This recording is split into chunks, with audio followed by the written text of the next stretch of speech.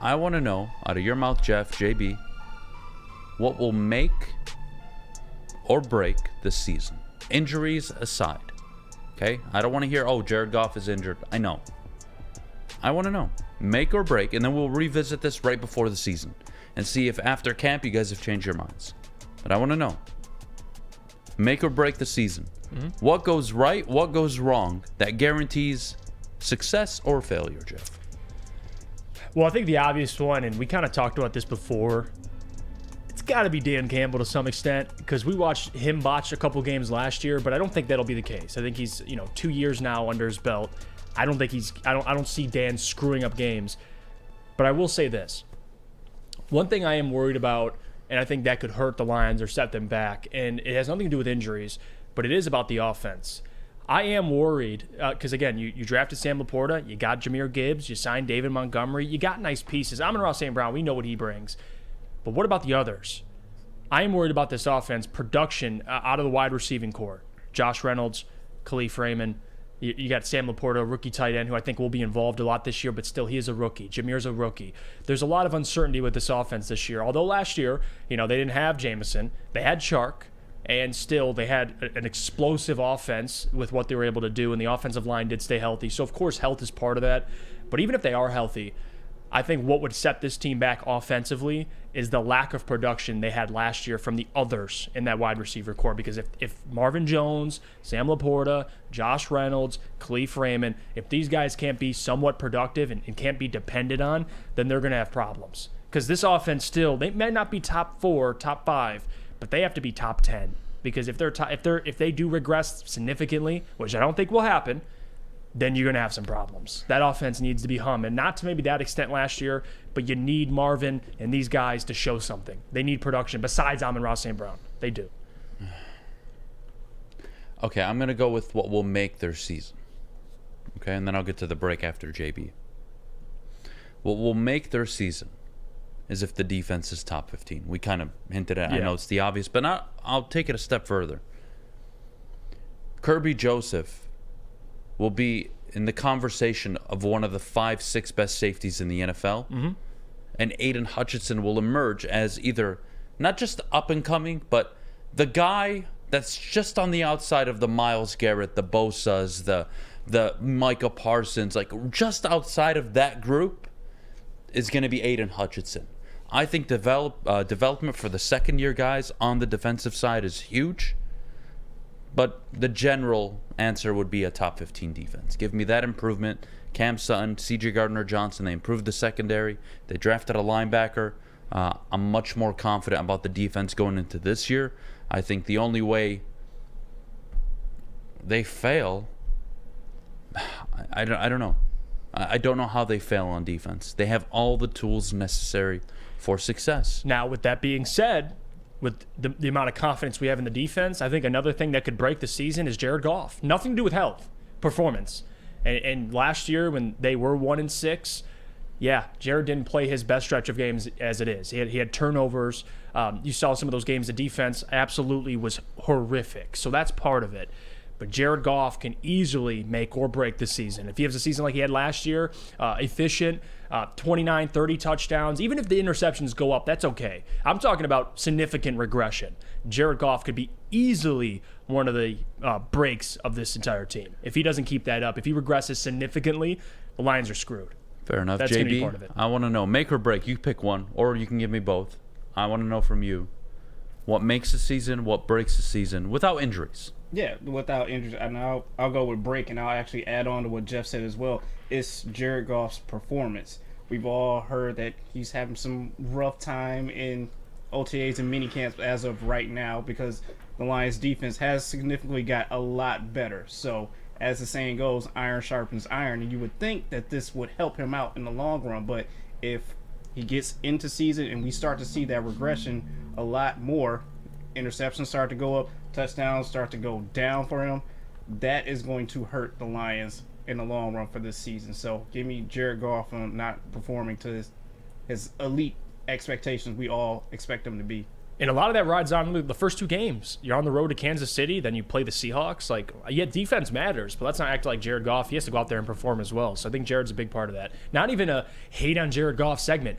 He plays the most important position in football. Like, that's, if anything, it's probably the obvious. So let me throw this at both of you since you brought up Jared Goff.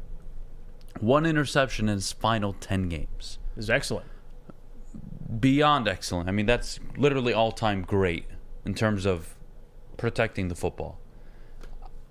Do you guys really think he'll go this whole season, 17 games, and not throw 14, 15 interceptions?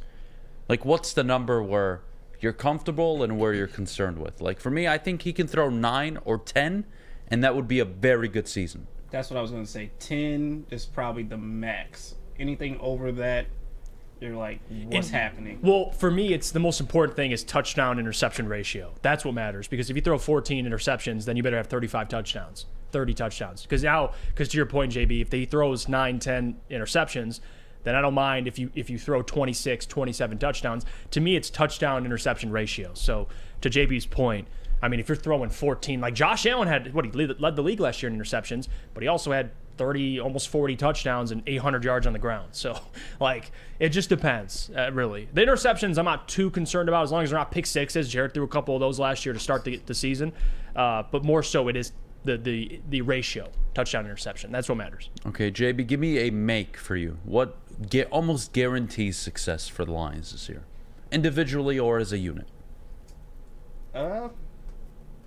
Let's go individually here. That once JMO actually gets back, he's ready to go. There is no setback for him. He's taken this time off. He's done well with this time off and studied the playbook a lot more. Got in a lot more reps out there right now in mini caps and OTAs. Even though he can't practice with the team during the season, but still, he's keeping himself and sharp, keeping his mind focused on what he needs to do.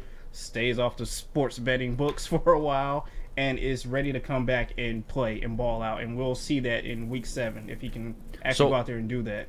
So, JB, I wasn't going to bring it up, but I'm glad you did. I did not have Jameson Williams on my make-it list, okay? Because I think even if he misses the whole season, they can still win the division. That's how much I think of the offense. That's what I think of the weapons they have added. I think Goff's, really his chemistry with Josh Reynolds is very undervalued and underrated.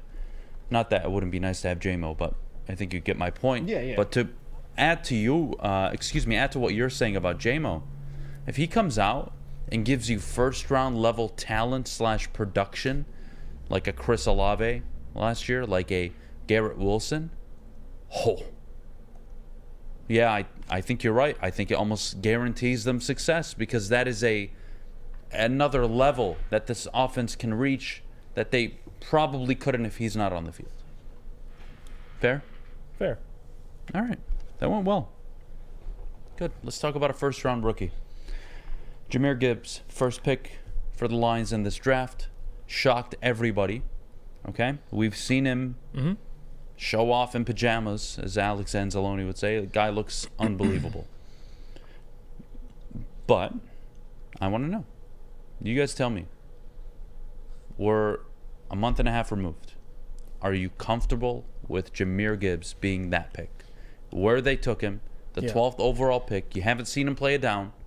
I want to know, are you guys just not accepting? Because I think everybody's accepted the pick. It's not about you accepting it. But now at this point, like, can you get behind it? Like, really, like, not just understand it, but sit there and say, yeah, that was the right pick. Will you say that now definitively or no? Well, it's hard because I think the only thing holding Gibbs back is health. So right now, with the information I have, them and PJs, yeah. And the reason why is how they're going to utilize him. I could see a scenario in which Jahmyr thrives in the role he'll be given, which is that hybrid running back wide receiver role. You're kind of seeing some of that at mini camp. So to answer the question, I'm behind the pick. I support the pick. I said this when it happened, trying to understand why. He's an offensive weapon, period. And they're going to line him up in the slot. They're going to move him all around. It's not just giving him, 10, 15 carries because that's not Jahmyr Gibbs. He might get 10 carries, but he's going to get 4 or 5 receptions. And one of those he could take to the house. He has explosive speed. He's got a home run hitting potential every time he touches the ball. So I'm all for it. But the biggest question for Jameer, JB, and I'll throw it to you, is it's got to be health, I think. The only thing. If he could stay healthy, I think he'll be all right. Yeah, you're spot on. As long as he can stay healthy, this season will be a success. And honestly, I'm happy with the pick. I'm comfortable with it. I'm happy that we took him at 12, just because we get all this little tiny video clips that we see on social, or we get inside information from Broder and Gabby, who's down at Allen Park, and seeing this live in person, that this dude is fast. And so fast. And speed kills in this league. And it will be the best part about adding to this offense. Speed, speed, speed. It's going to keep the defense off track and unfocused on the next play and the next play and the next play, because they don't know what's going to happen next. And I think what works for Jared is these guys, their yak ability. I think that fits perfect with Jared. Get the ball to Gibbs. It could be a couple yards. Allow Gibbs to get yards after catch. Sam Laporta, another one, yards after catch. Ahmed Ra, yards after catch. Jamison Williams, yards after catch. Like even if Jared can't hit JMO all the time deep, it's not always about that. Just get the ball out of his hands, and there's plenty of weapons here. I think Gibbs is one of those players. So okay, just get the ball in his hands. I'm just gonna make it clear so nobody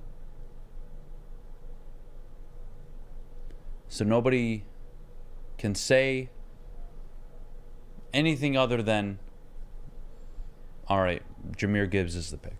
Okay? I didn't like it. I'm just going to openly say I didn't like it. I'm still looking back and scratching my head a little bit. First round running back that high, the data isn't in favor of the Lions.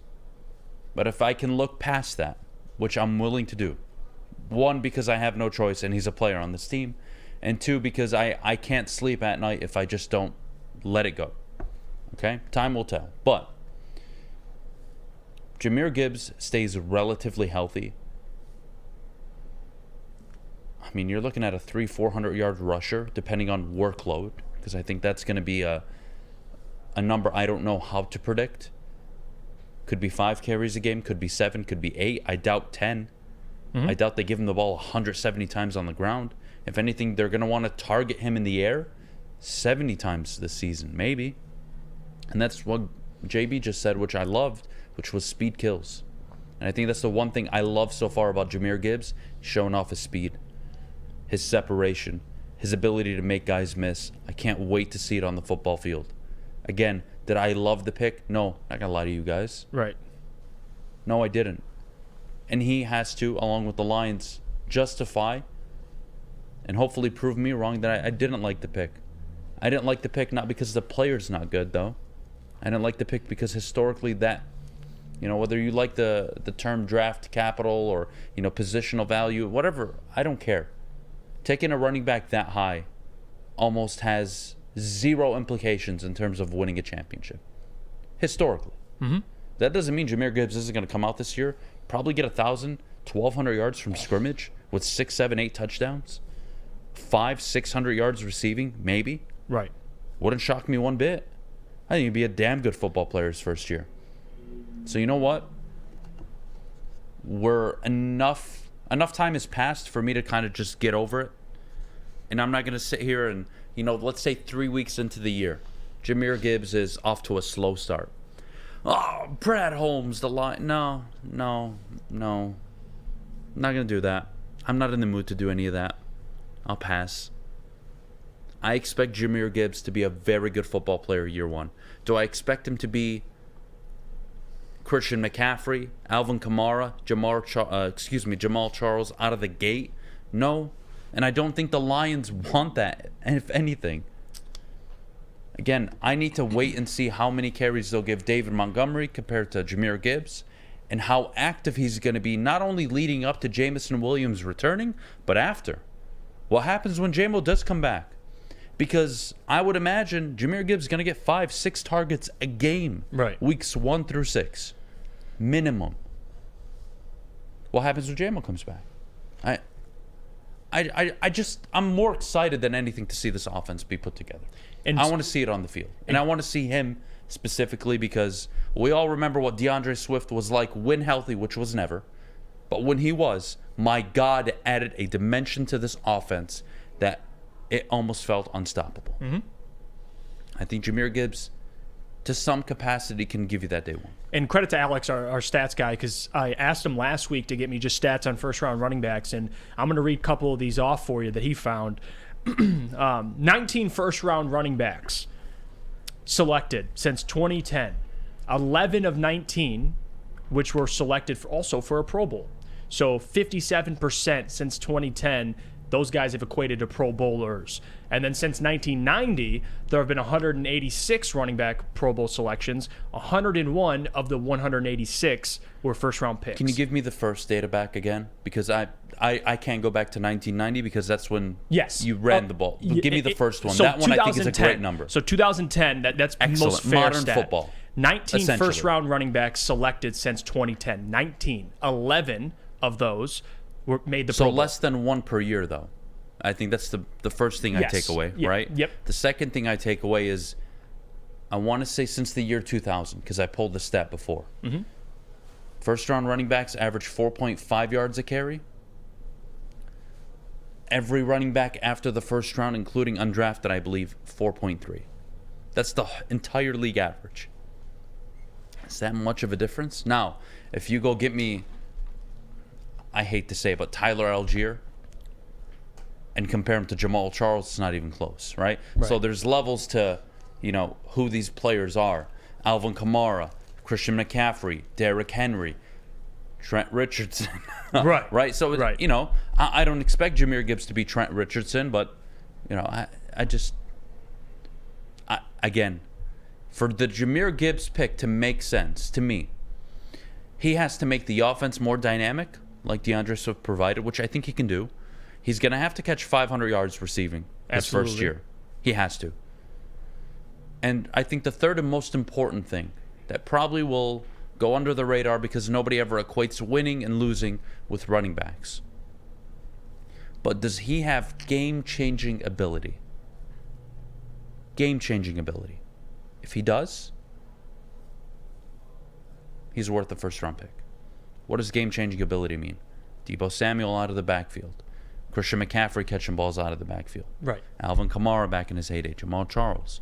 If Jahmyr Gibbs has game-changing ability, Jeff, the pick is not only worth it, you could argue you would have taken him at 8 or 7 or 9. Mm-hmm.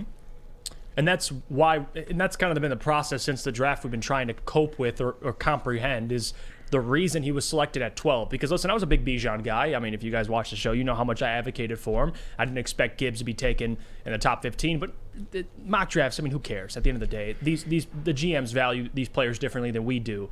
Jahmyr, and this is why it's easier for me to understand it, is because I don't look at him as strictly a running back. He's also just an offensive weapon in totality. So as a player, I get the pick at 12. But even when you put him in a box, I mean, going through these stats, I mean, the stat I just read off, 19 first-round running backs since 2010, 11 made the Pro Bowl, 57% rate. Like, those guys are also not all like Jahmyr. They're not all built the same. Guys have different skill sets. Like, Christian McCaffrey clearly is the highest level to be able to do both, play running back and wide receiver. I don't think Jahmyr Gibbs will be Christian McCaffrey. Hell, if he is, great. But he'll be a weapon that you can utilize in multiple different areas. So to me, the pick makes sense, but at the end of the day, health is the only thing that matters. Because if Jahmyr's banged up, we're going to look back and think, this is why you don't take guys in the first round. All right.